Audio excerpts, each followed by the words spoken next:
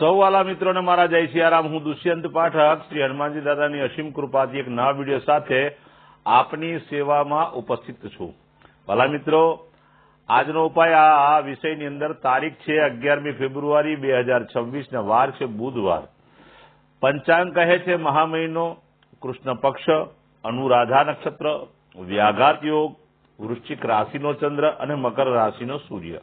જો અશુભ સમયની જો વાત કરીશ તો અશુભ સમયમાં યમઘંટ સવારે 8:28 થી 9:52 સુધી છે અને રાહુકાળ 12:41 થી બપોરે 2:06 સુધી છે। આ બંને સમય અશુભ સમય કહેવાય। અશુભ સમયની અંદર કોઈ પણ પ્રકારનું શુભ કાર્ય, શુભ યાત્રા ન થાય। શુભ કાર્ય તો શુભ યાત્રા કરવા માટે ઉત્તમ મુહૂર્ત અથવા ચોઘડિયું લેવું જોઈએ, જેમાં અતિ ઉત્તમ મુહૂર્ત અભિજીત મુહૂર્તનો સમય 12:19 થી બપોરે 1:04 સુધી છે। આ ઉત્તમ મુહૂર્ત છે, જેની અંદર તમે કોઈ પણ પ્રકારનું શુભ કાર્ય, શુભ યાત્રાની શરૂઆત કરી શકો। વાલા મિત્રો, હવે વાત કરીશું આજના ઉપાયની। તો આજના ઉપાયમાં વહેલી સવારે તમે સ્નાન કરવા બેસો, નાહવા માટે બેસો ત્યારે નાવાના પાણીની અંદર 1 ચમચી કાળા તલ નાખી દેવાના। પાણીને તલમાં મિક્સ કરી દેવાનું છે। ત્યાર પછી તે જ પાણીથી તમારે નાહવાનું છે। તેમાં ચોખ્ખું પાણી ઉમેરી શકો, સાબુ અને શેમ્પૂનો ઉપયોગ પણ કરી શકો। સ્નાન થઈ જાય, કપડા તમે પહેરી લો, ત્યાર પછી તમારે એક સફેદ કાગળની અંદર, બરાબર સમજી લેજો, સફેદ કાગળની અંદર અડધી ચમચી જેટલા લીલા મગ લેવાના, તેની પડીકી વારવાની, પોતાના ઉપરના પોકેટમાં 24 કલાક માટે રાખવાની। બીજા દિવસે વહેલી સવારે તે પડીકી પીપળાના ઝાડના મૂળમાં અથવા કોઈ પણ દેવ મંદિરે જઈને મૂકી આવવાની।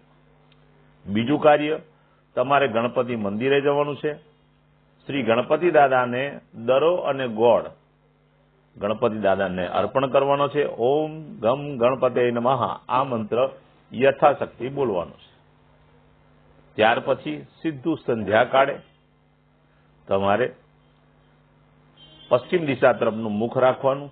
પશ્ચિમ દિશાનું મુખ રાખી શ્રી હનુમાનજી દાદાને એક કાગભૂષણની રામાયણજીનો પાઠ અને એક હનુમાન ચાલીસા હનુમાનજી દાદાને અર્પણ કરવાની। અને અંતિમ કાર્ય એ છે કે રાત્રે સૂતા પહેલા પોતાની જ પથારીમાં બેસવાનું, પલાઠી વાળવાની અને ઓમ કૃષ્ણાય વાસુદેવાય હરે પરમાત્મને પ્રણત ક્લેશનાશાય ગોવિંદાય નમો નમઃ આ મંત્ર યથાશક્તિ તમારે જપવાનો છે। આ હતો આજનો ઉપાય। જે મારા વાલા મિત્રનો જન્મદિવસ 11મી ફેબ્રુઆરી 2026 ને બુધવારે છે, તેવા બધા જ વાલા મિત્રોને સૌ પ્રથમ તો જન્મદિવસની શુભકામના। શ્રી હનુમાનજી દાદા એમને બલબુદ્ધિને વિદ્યા આપે, એમની મનોકામના પૂર્ણ કરે ને એમનું રક્ષણ કરે। વાલા મિત્રો, ઉપાયના ભાગ સ્વરૂપે મેં કહ્યું તે પ્રમાણે તમારે સ્નાન કરવાનું છે અને ત્યાર પછી તમારે ગૌશાળામાં જવાનું છે।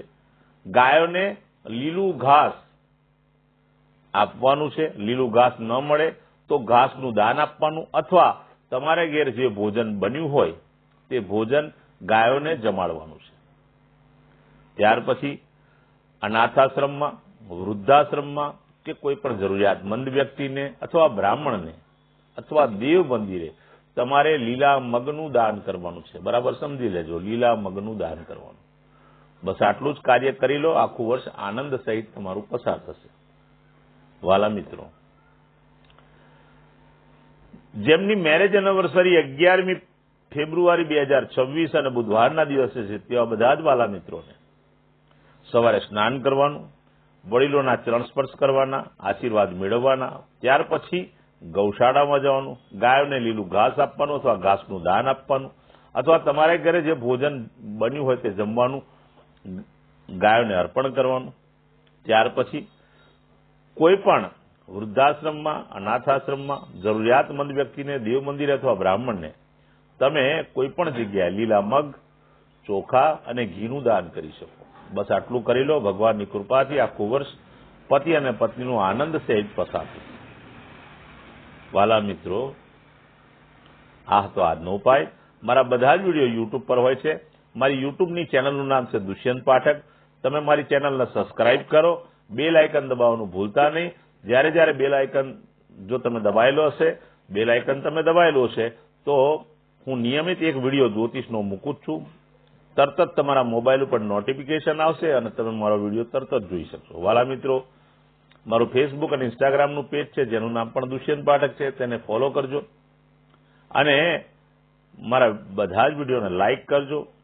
પ્રાર્થના કરું છું મારા બધા વિડીયોને શેર પણ કરજો, કારણ કે તમારા શેર કરવાથી કોઈ જરૂરિયાતમંદ વ્યક્તિ સુધી તે વિડીયો પહોંચી જશે અને તેના જીવનમાં પણ પરિવર્તન આવશે. કારણ કે આ પ્રયોગ છે તે 24 કલાકમાં પરિણામ આપતો નથી. તમે મારા વિડીયો નિયમિત જોશો, ઉપાય નિયમિત કરશો, ત્યારે તમારા ગ્રહો બેલેન્સ થતા જશે અને તમારા જીવનમાંથી દુઃખ, પીડા, ચિંતા, ટેન્શન બધું દૂર થશે. તો મારા વિડીયોને અવશ્ય શેર કરો અને નવા વિડીયોમાં ફરીથી આપણે મળીશું. આપ સૌને મારા જય સિયારામ.